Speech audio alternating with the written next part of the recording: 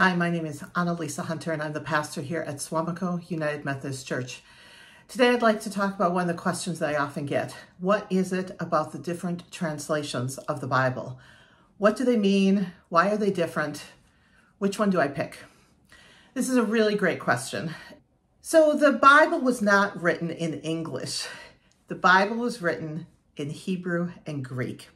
And along the way, through the ages, it has been translated into other languages. So King James finally authorized a translation, a complete translation that was checked out by him, and it was published in 1611. This became known as the King James Version, KJV, of the Bible. Very popular, used for hundreds of years. It has some amazing translations in it, very poetic language. And many people, this was some of the versions that they grew up with. And this is the version that speaks dearly to their heart. But the thing is, it was translated in 1611. They did the absolute best job they could at the time. But there was some political pressure on perhaps a couple verses here and there for how it was translated. And there was only so much that they knew back then.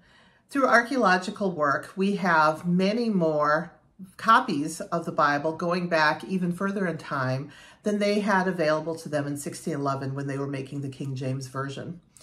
We have much scholarship that has gone on where we have a better understanding of many of the original words and meanings in the Bible. So since then, especially in the 20th century and into our time now, a lot of scholars have been getting together to write new translations of the Bible for a lot of different reasons. And this is why there are so many translations if you go to the bookstore or go to Amazon and see what's going on.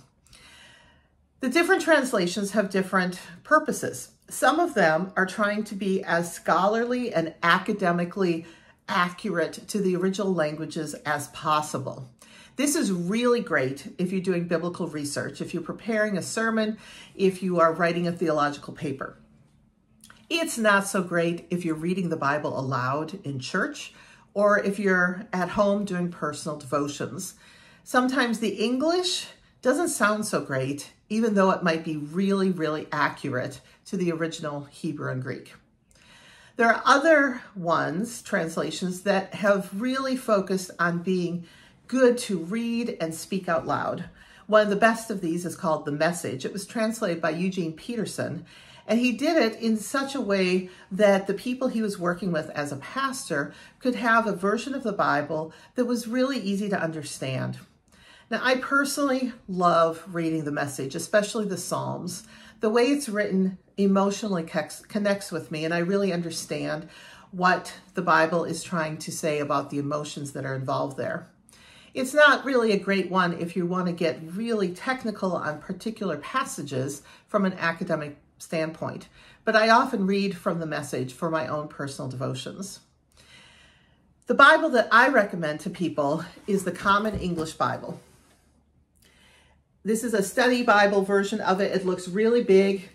It's because it has a huge amount of footnotes at the bottom of every page. You can get a Common English Bible without all those extra footnotes, but the footnotes are also really, really helpful. The Common English Bible is a Bible that was completed in 2011, 400 years after the King James Version.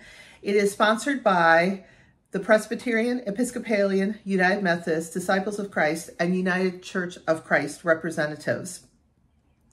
They also used 120 Bible scholars from 22 different faith translations who worked as the translators. Plus, they had 77 reading groups from congregations, regular people from the pews, who would go through, read it out loud, read it in their Bible studies, and give comments back as to what questions they had and what responses they had to working with this. The purpose of this one was to have a Bible that was easy to read in a language style that was as close to the way we speak today as possible, while still being accurate and faithful to the original languages. And so this one tries to find that middle ground between being readable and understandable and being accurate to the original texts. I think it does a really great job. Now, that being said, For some of us that are familiar with older translations, there are a few things that sound a little funny in there. The Beatitudes, the section where Jesus is talking about those who are blessed, such as blessed are those who mourn. In this version, it says happy, which seems weird and strange to some of our ears. But the original word had more to do with joy and happiness and less to do with a sense of blessed calmness. And so for the way we speak right now, happy is a more accurate rendition of the original Hebrew and Greek in this point. Another example of the difficulty of translating from the ancient Greek and Hebrew into English is that English has a lot of different words to describe the same thing, but sometimes one word can mean many different things. Same with Greek and Hebrew. So in Hebrew, there is a word Sheol, and Greek, Hades, which frequently has been translated as hell. But it is translated in here as either grave or death or underworld or hell, depending on the context of the entire verse that it is within. Now, if you just stuck with one of those versions, death or hell, to us, there are very different meanings to those two words. And so in this translation, they tried to get as close to what the original Greek and Hebrew was trying to say, instead of always using the same English word for the same Hebrew or Greek word. They wanted to honor the fact that Greek and Hebrew words often have multiple meanings. So translating a Bible from one language into another is really complicated work. It takes a lot of people to do it really well, and it can be really confusing. And there are a lot of things we argue over based on how the Bible was translated. That's a conversation for another day. But if you're looking for a Bible now, I would recommend the Common English Bible. If you are doing some devotions at home or doing a Bible study, I strongly recommend getting a study Bible that has lots of footnotes.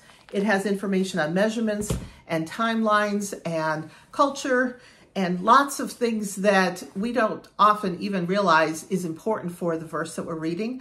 But the footnotes can give us a lot of information that really makes the text come alive and make a lot more sense to us.